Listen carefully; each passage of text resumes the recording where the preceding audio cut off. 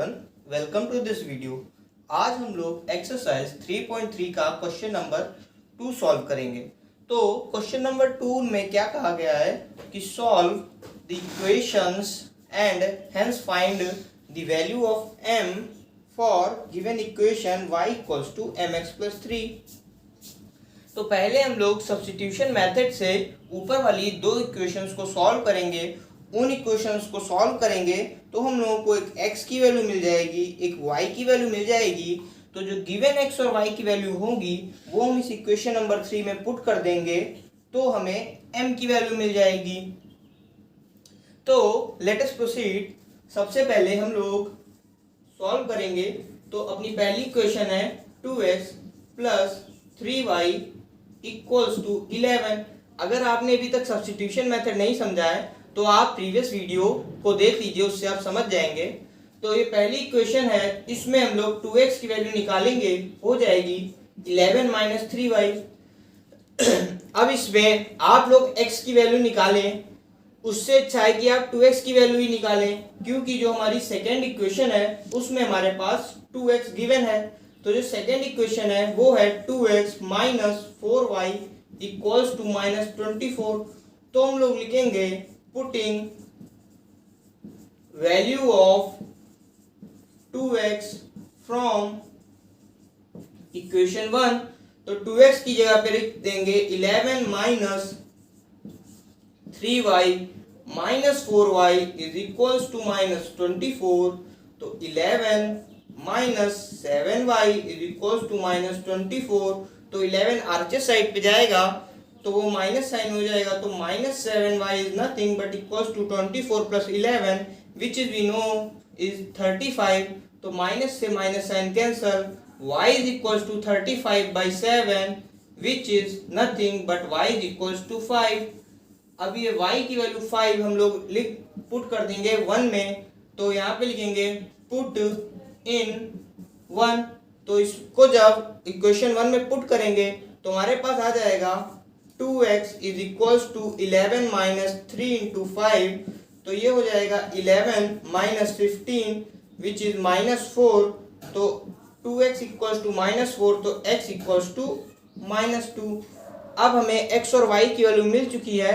अब हम लोग x और y की वैल्यू रख देंगे इक्वेशन 3 में। यहाँ पे लिखेंगे putting the values of x and y in equation 3 we get on putting x equals to minus 2 and y is equals to 5 in y equals to mx plus 3 we get 5 is equals to minus 2x minus 2m plus 3। तो हो जाएगा 5 minus 3 is equals to minus 2m। तो ये हो जाएगा plus का 2 is equals to minus 2m। तो m is equals to हमारे पास आ जाएगा -1। तो यही हमारा रिक्वायर्ड आंसर था। तो now we will proceed to question number 3 of exercise 3.3।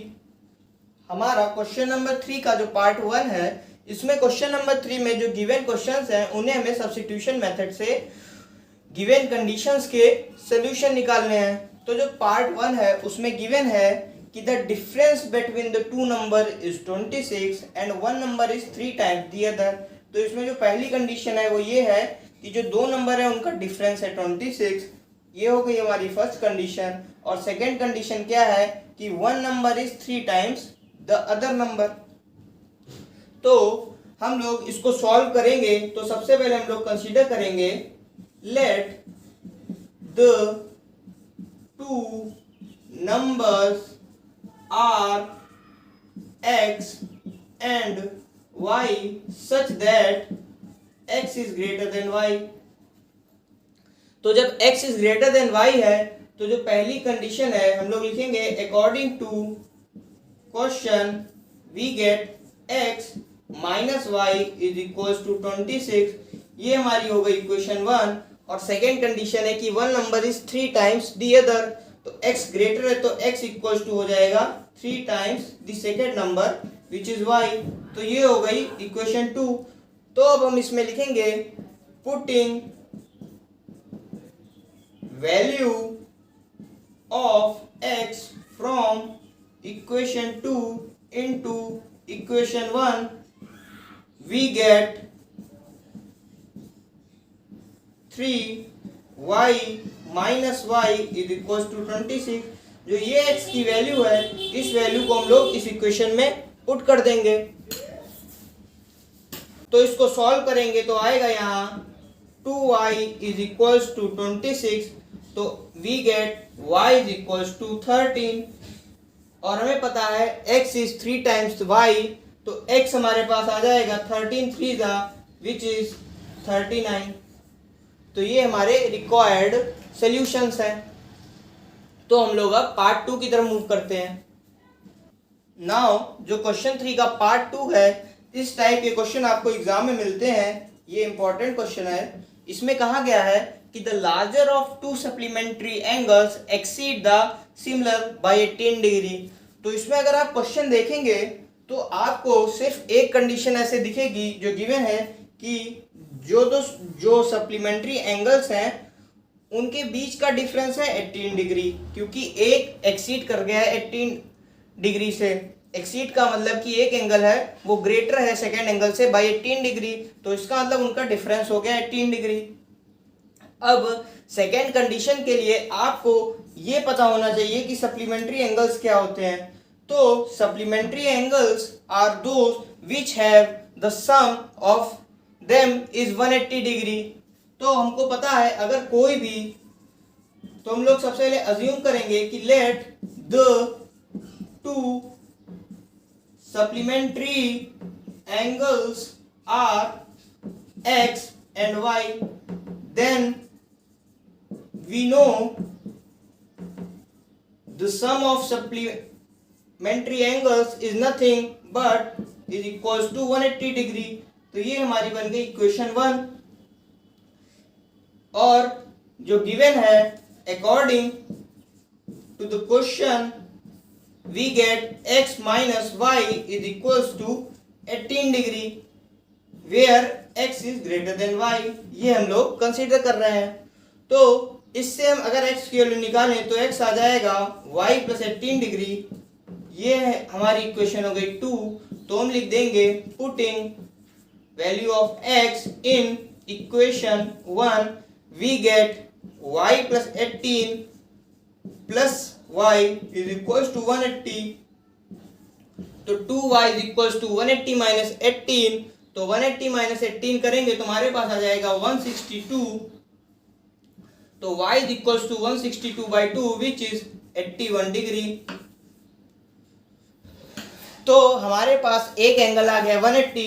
ये वैल्यू हम लोग पुट कर देंगे इक्वेशन 2 में, तो x की वैल्यू भी हमें मिल जाएगी। x is equals to 81 plus 18, यहाँ पे लिख सकते हैं x equals to 81 degree plus 18।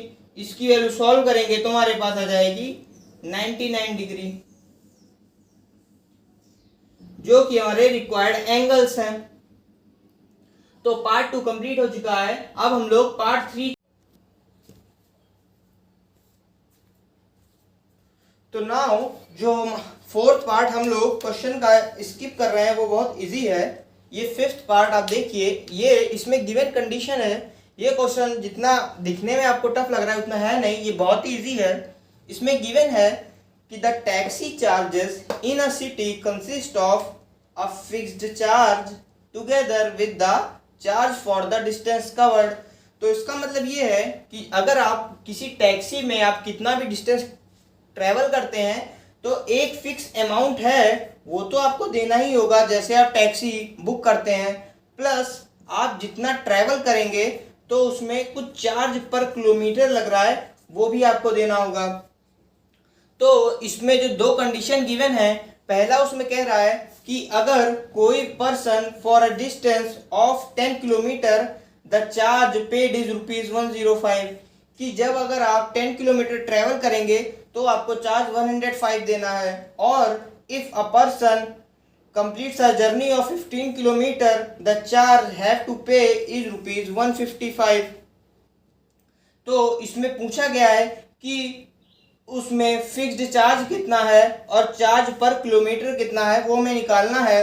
और एक चीज और पूछी गई है कि how much does a person have to pay for travelling 25 kilometre. तो इसमें करने से पहले हम लोग कंसीडर करेंगे कि let the fixed charge be rupees X and charge per kilometre be rupees Y.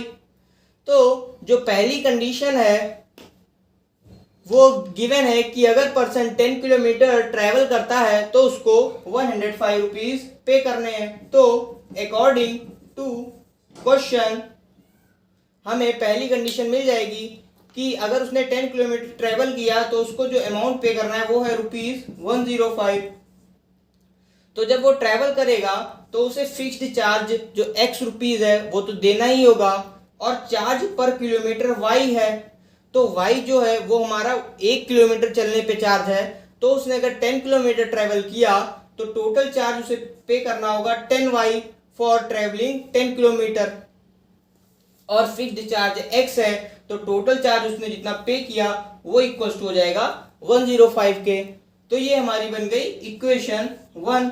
ऐसे ही सेकंड इक्वेशन में क्या कहा गया है कि अगर वो जर्नी कंप्लीट करता है 15 किलोमीटर की तो वो चार्ज पे करता है 155। तो अगेन जो x फिक्स्ड चार्ज है वो तो उसको पे करना ही होगा, और y हमारा चार्ज है पर किलोमीटर का, और उसने ट्रैवल किया 15 किलोमीटर तो टोटल चार्ज उसको पे करना पड़ेगा 15 into Y, that is for the 15 kilometre. और जब इसको ऐड कर देंगे तो हमारा टोटल चार्ज आ जाएगा जितना उसने पे किया है वो हो जाएगा रुपीज 155। ये हो गई हमारी दो इक्वेशन। अब हमारे पास दो इक्वेशन है, दो वेरिएबल हैं, तो इजीली इनका सोल्यूशन निकाल सकते हैं। तो हम लोग अगर पहली इक्वेशन से x की वैल्यू निकालें तो हमें मिल जाएगा x इक्वल्स टू यहाँ से 105 माइनस 10y। इस वैल्यू को हम लोग इक्वेशन 2 में पुट कर देंगे तो ये जाएगा 105 minus 10y plus 15y is equal to 155। तो माइनस 10y 15y हो जाएगा 5y, 155 माइनस 105 हो जाएगा 50। तो हमें यहाँ से मिल जाएगा y is equals to rupees 10।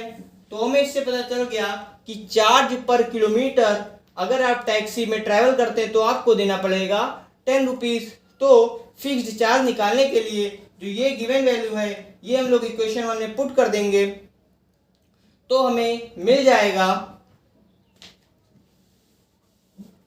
जब हम लोग गिवन वैल्यू को पुट करेंगे तो x इक्वल्स टू आ जाएगा 105 माइनस 10 इंटू 10। ये जब सॉल्व करेंगे तो हो जाएगा 105 माइनस 100 विच इज 5। तो ये हमारा हो गया फिक्स्ड चार्ज। अब उसमें पूछा गया है कि अगर वो 25 किलोमीटर ट्रैवल करता है तो उसे कितना चार्ज पे करना होगा।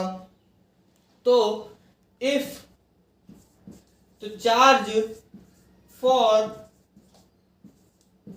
25 किलोमीटर बी, तो 25 किलोमीटर चार्ज निकालने के लिए फिक्स्ड चार्ज हम लोगों को पे करना होगा plus 25 into charge per kilometre. तो फिक्स चार्ज है हमारे पास 5, 25 और चार्ज पर किलोमीटर हमारे पास है 10, तो ये जाएगा 10।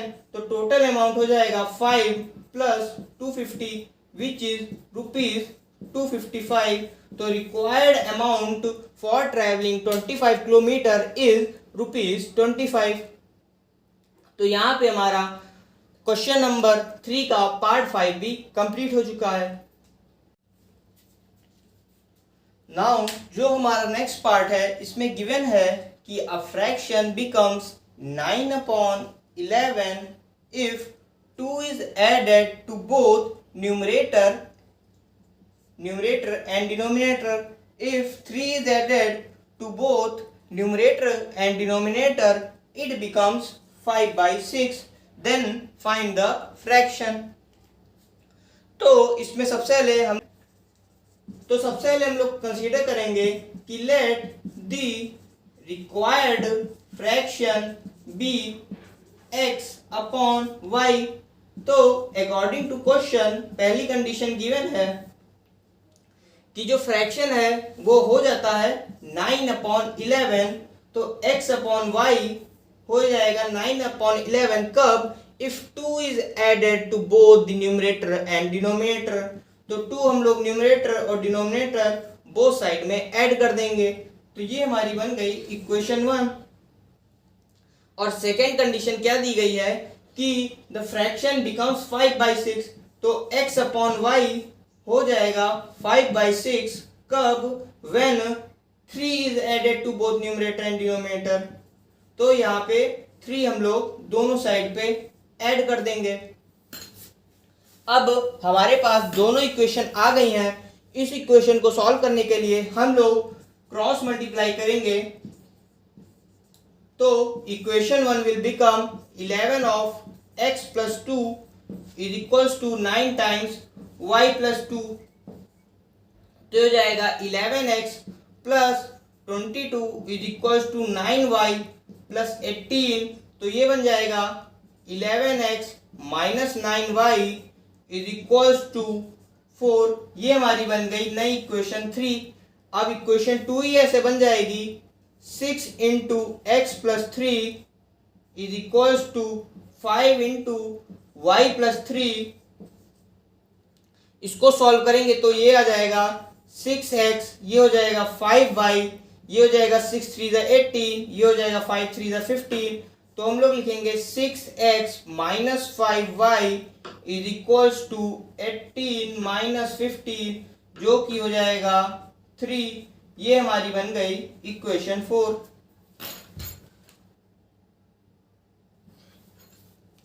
तो अब इन दो इक्वेशन को जो ये बनी है इनको आप सब्स्टिट्यूशन मेथड से सॉल्व कर सकते हैं, जैसे कि अभी तक हम लोग कर रहे थे। तो नाउ ये हमारा क्वेश्चन 3 का लास्ट पार्ट है। इसमें गिवन है कि 5 years hence the age of Jacob will be 3 times that of his son, and 5 years ago the Jacob's age was 7 times that of his son.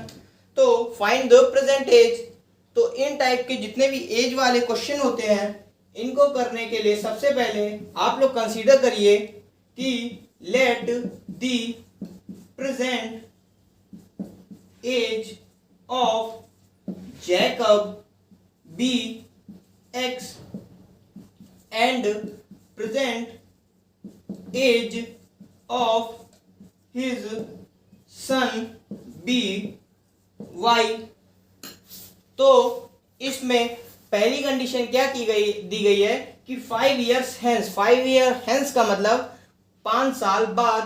तो 5 साल बाद जैकब की एज हो जाएगी x प्लस 5 और उसके सन की एज हो जाएगी y प्लस 5।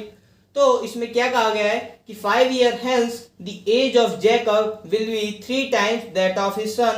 तो उसकी सन की जो एज है 5 years के बाद उसका जब हम लोग 3 टाइम्स कर देंगे तो वो जैकब की 5 years के बाद की एज के इक्वल हो जाएगी। तो इस इक्वेशन को हम लोग ऐसे भी लिख सकते हैं कि 3y प्लस 5 माइनस 5, ये हमारी बन गई इक्वेशन 1। अब सेकेंड कंडीशन क्या कही गई है? सेकेंड कंडीशन दी गई है 5 years ago। तो 5 years ago मतलब 5 साल पहले जैकब की एज थी x माइनस 5 और उसके सन की एज थी y माइनस 5। तो कंडीशन गिवन ये है कि Jacob's age was 7 times that of his son. तो उसके सन की एज का जब हम लोग 7 टाइम्स कर देंगे तो वो जैकब की 5 years पहले की एज के इक्वल हो जाएगी। तो इसमें x की वैल्यू हो जाएगी 7/7 इंटू वाई माइनस 5 प्लस 5। ये हो गई हमारी इक्वेशन 2। अब इन दोनों इक्वेशंस में x एलएचएस साइड पे है तो हम लोग आरएचएस साइड की वैल्यू को भी इक्वल कर देंगे। तो हमें मिल जाएगा कि 3 times of y plus 5 minus 5 is equals to 7 times of y minus 5 plus 5, जिसको सॉल्व करेंगे तो आ जाएगा 3y plus 15 minus y is equals to 7y minus 35 plus 5। तो इसको सॉल्व करेंगे तो 7 इधर आएगा तो इधर बचेगा माइनस का 4y, ये हो जाएगा 15 माइनस 5 10, उधर बचेगा माइनस का 30।